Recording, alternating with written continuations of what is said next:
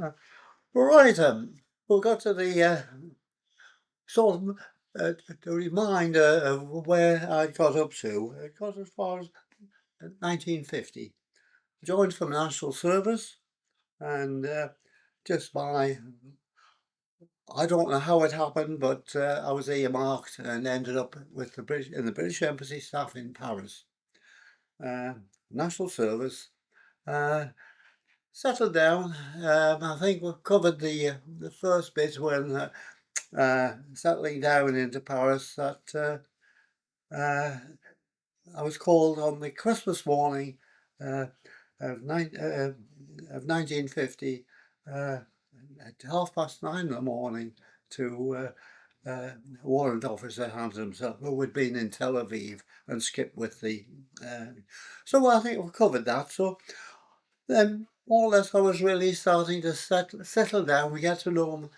Still green as grass, naive, but the three regular soldiers still with the embassy, and one of them, Ginger Hudson, he was from Sheffield. He took me under his wing, so I started to learn the ropes with Ginger Hudson. He'd during the war he'd been called up as a Bevan boy, and he completed his training. He was from Leeds.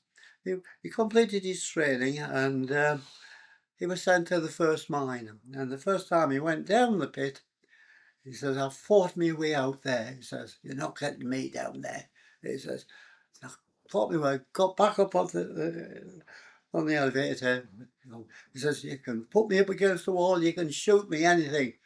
I'm not going down there." And he went right through back into the army and went through D-Day and everything. Quite a fella. The other two had been in D-Day and everything. Our sergeant, he'd been in the on the tanks and tank recovery, the trenches where they used to drop the things over the trenches, and so he'd been up, but they were just waiting for demobilisation. They'd done their back into civil life. So I'm the new lad, and learning. I'm just the sprog, as you used to say those days. But I had to learn from the very. So my first thing was doing the station. I was covering security clearances, but once my job then was to meet with senior officers and senior VIPs, and that were travelling through Paris, because Paris was just coming out after the war, was just starting really to return to the normal thing that happens in Paris. So my first part when I said, "Oh, well, you'll have to meet that general on the next morning." So I thought, oh, well, I never met a general before, so what? Right, so got these papers together. So at 8:30 that morning, I had to meet Lieutenant General Redding on the Guardian Ore Station at where the Flèche d'Or was. And there it was with all the regalia on the front of the train. And I was standing there, and all at once I felt a tap on my shoulder. And when I looked round, there's this small bloke, clipped moustache, and a trilby. And he said, "Are you looking for me, Corporal?" And I thought, "Well, who are you?" "Well, I'm Major General." So, of course, I sprang to attention, tried to salute, and he says, "It's all right, son." He says, "Don't bother with that." So we just stood there and just talked.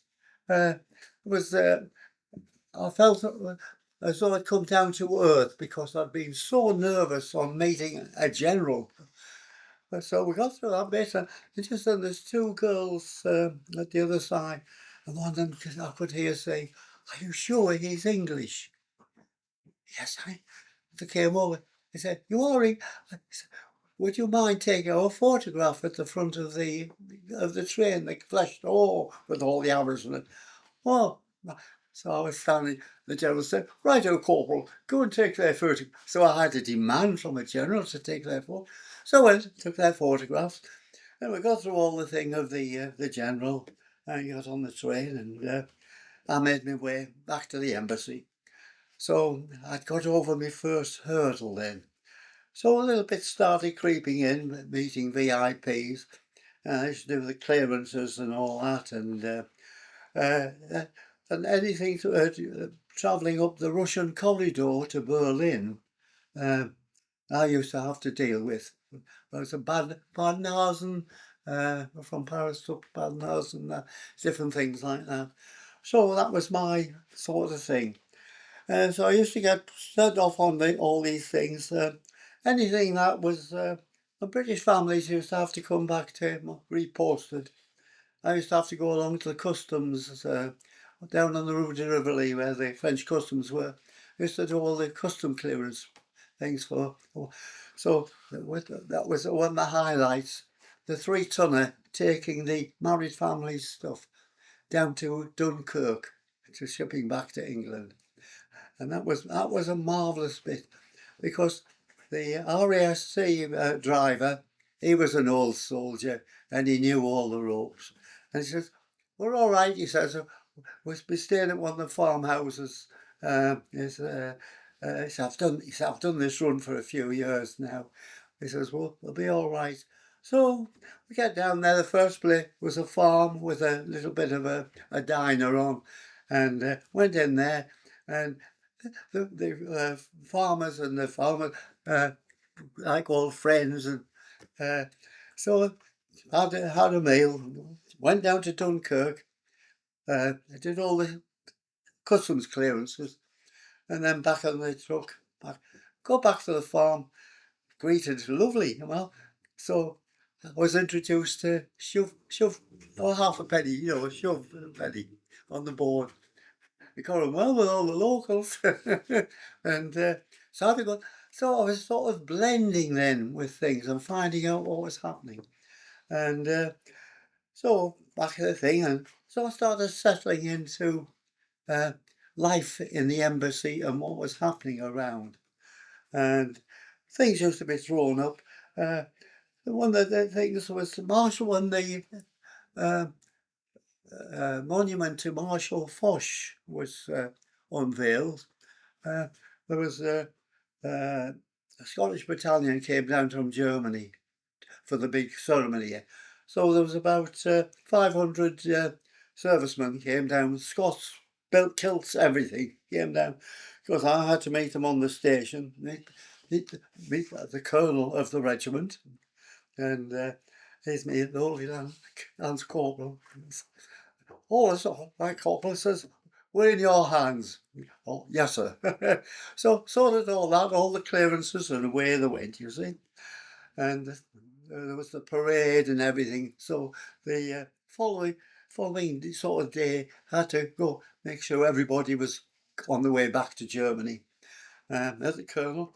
Oh, it says, very well done, Corporal. But he said, with one man missing, Sergeant Burns. We can't find him anywhere. So would you go and try and find out what's happened to? So anyway, started getting our secretary, they were French, and we turned up one of the French police stations. So they brought him back over to the embassy. So I went in, and he was there. All he had is his kilt and his battle dress blouse, and he stunk of wine. And his boots, he didn't have his socks on, so his kilt was missing out. So I said, what's that? Oh, he says, I took a bit under the weather. He was from Glasgow. So we had a bit of laugh. So I got through the I said, I've got Sergeant Burns here, sir. What? Oh, just document him and get him on the train back to Germany, and it's all right to be dealt with. I said, he's only got his kilt and his battle dress. He says, he'll be all right. And it's away went down. So there was little things like that used to happen. So one of the highlights was that I was up on Orly Airport, and because he was at the airport as well, and coming in anyway was there was a lot of palaver and crowds and the press. And it was Elizabeth Taylor and her husband, Nicky Hilton, the heir to the Hilton Empire. So anyway, they come on. Anyway, just by coincidence, I still couldn't. I ended up. I sat with Elizabeth Taylor and Nicky Hilton and had tea, and and it was just ordinary, like sitting here, Elizabeth Taylor sitting there, Nicky Hilton, and we just talked. It was such a wonderful experience that I never thought could happen, and went on my way. And so I was over the moon at something like this happened. You know, I was starting to move up. So the sort of things like that happened. I met one of the old black and white British movie stars, Greta Kind, and one or two of the others. And then one day I was going down to French customs. I was walking down the road to Rivoli, and where the archers were, and and on the corner, you'll never guess who I bumped into. Humphrey Bogart and Lauren Bacall. So just because I can talk from then on, I could meet people, and they just used to talk. We sat down in a little cafe at the end, and we had coffee, and we just talked like it. There was no airs, graces, or anything. Just how you doing? Why? Just this sort of thing, you know. It was wonderful. And of course, what was the French customs? And with different odd things happening like that through. So these are the sort of things that were happening. So one night I'm on the Gardino waiting for the flesh door to come, and it was running late. And I was standing there, and I was talking to this chauffeur, his chauffeur's uniform, everything. And I'm trying to think, I think it was a Yorkshire lad. So we got on talking, and I said, he says, I drive for Sir Bernard Docker. Do you remember Sir Bernard Docker? Lord and Lady Chairman of the British Small Arms. Always, and he had the gold-plated Daimler. So I said, always I've got to pick Lady Docker up. So I says, we're going to be He says, come on, I'll give you a. So I asked about the gold plate. Come on, he says. So I sat on the back of the Daimler, and we drove around the garden and that way, and he pressed that button there, and the cocktail thing open. Help yourself, huh? So then back to the garden, and then of course Lady Dockle got off, and furs and everything.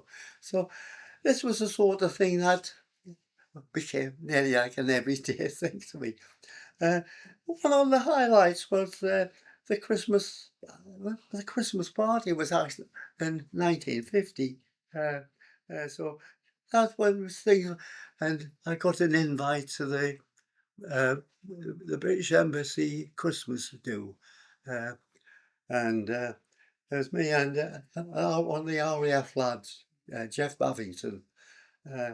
We were invited to it was a cabaret, played on everything, a magician, all kinds of things, wonderful. And as you went on, you were announced. And I was standing there, and Mr. Corporal Wynne and Mr. Corporal Bavington. So went in. So that was wonderful. This mix you with the elite and all kinds of people. And there was the big glass urns with champagne and orange juice in them, everything like that. And so I thought, champagne. So we got through, enjoyed it. All I remember is walking down the embassy steps, because there was a car laid on to take me back to the pension where I lived. And I don't remember another thing. I woke up in bed with a hell of a headache. So it was that was an experience of champagne. Uh, I can't remember whether I covered their first thing with the officer. He was a man of money, and so Captain Green. He had a villa just on the outskirts of Paris. So, like the Christmas do, we were invited up. It was all laid on. When we got there, uh, he got the jug with cider and champagne was in it, and he got the poker, red hot poker, and put it in. Oh, it was Guinness. That was it. That was it. And all frothed up. It was a black magic, he called it. So we had that. And so we sat down to, I'd never seen it. The table was all set up with all the glasses from the small ones all the way up. So we started with um, oysters. I've never had them since. And I knew it, tried it. So I had that, and you had and so the next thing went was escargot. For frog's legs. Anyway, had that it just tasted something like something in liver and onions. So had that, then you had your next one. Then we're on to the next course, and as you got, your glasses got bigger. And so at the end of that, there was a big brandy glass, a massive brandy glass, and had little pigs on. And of course, I remember I had this. The next thing I remember is we were doing a tour of the Paris nightclubs. And I remember waking up and we were at this house, went into the nightclub, and every time I woke up, we were in a different nightclub. So at the end, I was taken back, put a bit of course, heck of a head. But I was off duty for 3 days because I was poorly. Anyway, on the third day when I went in, and it's called before. This is how are you this morning, Corporal? I said, I'm still a bit under the weather, sir. He says, don't worry, he says, you know, we're all he says, we've been under the weather as well. So he said, right, boss, just carry on. So, so you never knew what was going to happen. It was a wonderful experience. Dealing with different people, you never knew what was going to happen. But just got on with it. The naval attaché on our floor had a storeroom next door, and not once they departed and left with everything. So I thought, well, have a look, see what they had was in there. So I went in this cupboard, and anyway, then one of the cupboard there was some of these like big treacle tins with no covers on. Some with X in there. So took the lid off, and it was foil inside. The smell of tobacco and rum. It was pipe tobacco. So I phoned them up. I said, we found these, because I didn't want to turn to, oh, it's all right, just do what you want with them, you know. So it opened a few doors because of people and that used to help us in doing jobs and that. And at the end of my street was an English bloke, and he loved his pipe. So I said, so he got a tin of that, 1 or 2 people like that. So it was well used, yeah. But I nearly took the pipe up, because I used to go, what's the brownie? I think was the tobacco. Tried it anyway, and because it was a great thing when you were talking about things. The pipe is a great asset for talking and conversation, because when you have a pipe, you can point it and emphasise. It was a great tool when it started off. So anyway, we started going through all the different bits and pieces. As I say, this was the sort of thing that was happening to me. And So I was getting to the stage where I was coming up for the mob, because at the end of my 6 months, 18 months, the national service went up to 2 years. So I caught another 6 months. Beauty of that was I went on to regular rates of pay then. Because I was on an allowance for being in Paris. So we came up to the end that I had to be demobbed. So came back to England to be demobbed. Uh, while we're waiting for be demobbed at Hounslow, because I had to go from there down into Hampshire for demobilisation. One of the lads said, Sunderland's playing at Arsenal. So we're going, oh, well, I wasn't a vote. Yeah, so I went to Arsenal to see.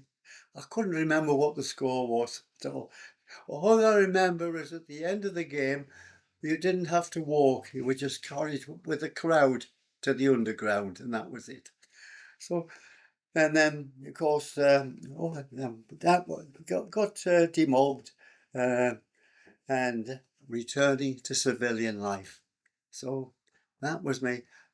Of course, I had to retain my uniform and everything because I had to do 3.5 years reserve. They knocked a bit of time off when we got the extra 6 months on the national service. So I still had 3.5 reserve duties to do. So anyway, come back to civilian life. So go back on the railway. So, because I'm going to be a signalman then, you see, moving up. So I returned. They'd already given me, said, as soon as you pass your block exam for signalling, I had that was a porter signalman at Southampton Station. Oh, right. So anyway, I did me 6 weeks block training at Full Signal Box, was one of the old signalmen, and did that. Did me block examining, but in the meantime, I wasn't too happy about being a porter signalman. You did the signal boxes, but you did the tickets on the wagons and that. So all at once on the vacancy list comes up, Bolton Colliery, Class 4, because moves in classes. So I put it up.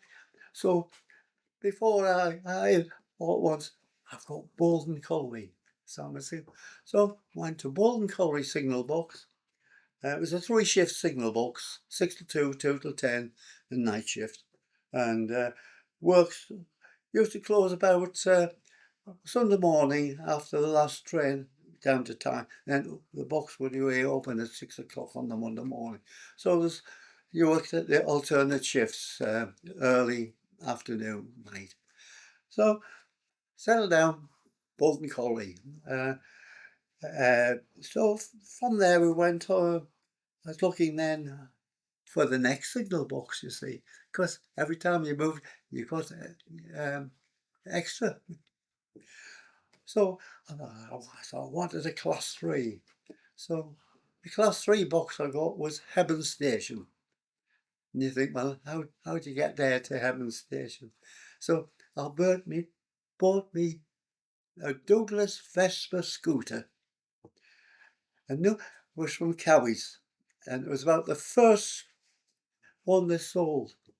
Because when I parked it in, there was always a crowd round looking at me Vespa. So I used that to get to Hebburn Station. It was a 2-shift box. Of course, they had the electric trains those days on the Newcastle Hebburn line. So anyway, going along at Hebburn Station, and so I've got now look for a class 2, you see. So 1 or 2 of the summer ones I did move around for variations. You go for a summer of the way holidays worked and that. Well, I did a short one at Monk Weymouth Signal Box, and another one the following. I did a one at Pallion Station.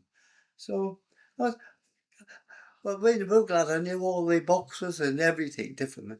So anyway, I wanted to be class 2. So the class 2 came up. I got full box, class 2, so doing all right then, you see, moving up. And so got to look now for a class 1. When the class, Washington South. Now, that was one hell of a signal box. It was a busy signal box, of course. And a lot of people didn't put in, because surprised how many people were frightened of places like Washington South. Because you had all the coal traffic, the iron ore traffic, everything. So I guess I got Washington South, the class 1. And the average age then, of course, I was about 20. I was about 26 then. The average age those days to be class 1 was 45 years. So I've got Washington South, class 1. So great, I was a 3-shift box. You time dock traffic. It was busy. This was the big crossover where the Leam side and the Tyne Dock line cross, and all the coal traffic. The time when the iron ore trains were in, it was overtime, because all the iron ore trains ran to timetable. So depending when the ore ships were in, unloading the ore and that. So great. Army class 1. So by then I get married then. Girl I got married was first one when I was doing my national service. I came home on leave and met at Seaburn. Anyway, it was when I got me class 1, and that's when I got married, because of class 1 then. So anyway, then I've got to look for the next one. So a special class of relief came up. So I went to special class, and it involved, the rest days were in then. I mean, when people used to work 8-hour shifts, and when everybody thought, well, great, but all they did, with like 2 shift box, they reduced the hours to about 7 hours something. So nobody gained an extra. Anyway, so so the special class group that I did, rest days and everything, was Sunderland Station, Sunderland South, Wearmouth Junction, and East Bolton Station.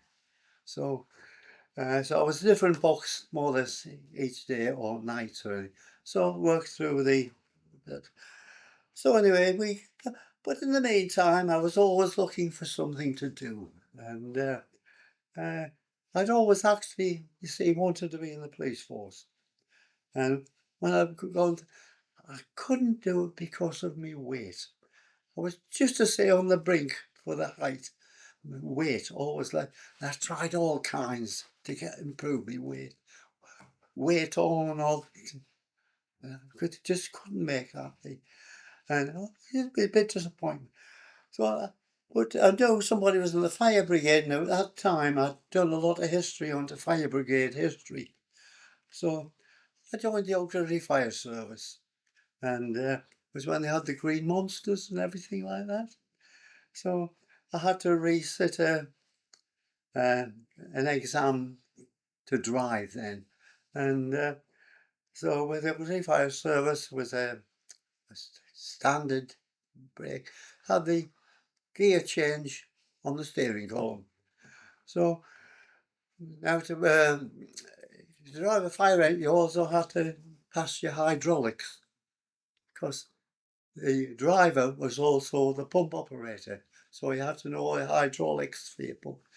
So anyway, I go out to pass the test for driving, and was the deputy chief then of Cooper, I think it was then. He eventually became chief fire. Went out with, there was 2 of the lads went out with me, and went out, and we drove up Southworth, down Strawberry Bank and up and back down. And so as we go down, coming back, the first lad, he was very nervous, and he wanted to do things, couldn't get his gears properly. And when we came back, he went up and hit the curb about 3. So anyway, the next one went out. We went out and we got to the hills here, bottom of Strawberry Bank.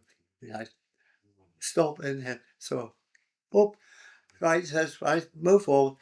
So every time we start moving back. We got down to the bottom of the thing. And the deputy says to him, you know, son, it goes a lot better if you put it in gear. So anyway, came my turn. So I went round did the thing.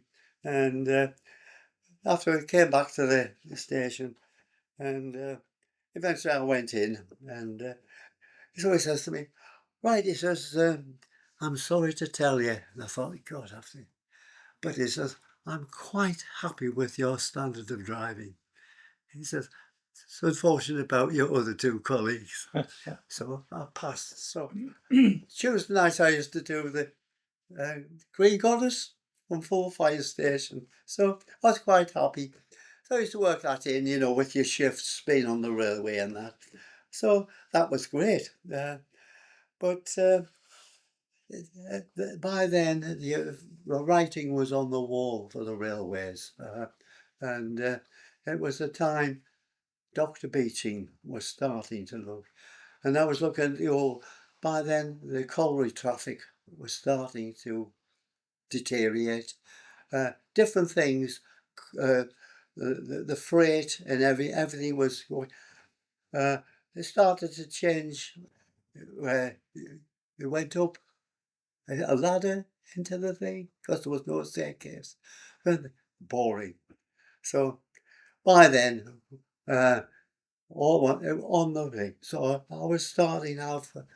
So I was looking then to the future. So that was a phase of my life that was passing, being a railwoman. So I was then now preparing for my next phase in life. Subscribe to our channel and we'll let you know when there's a new video to watch.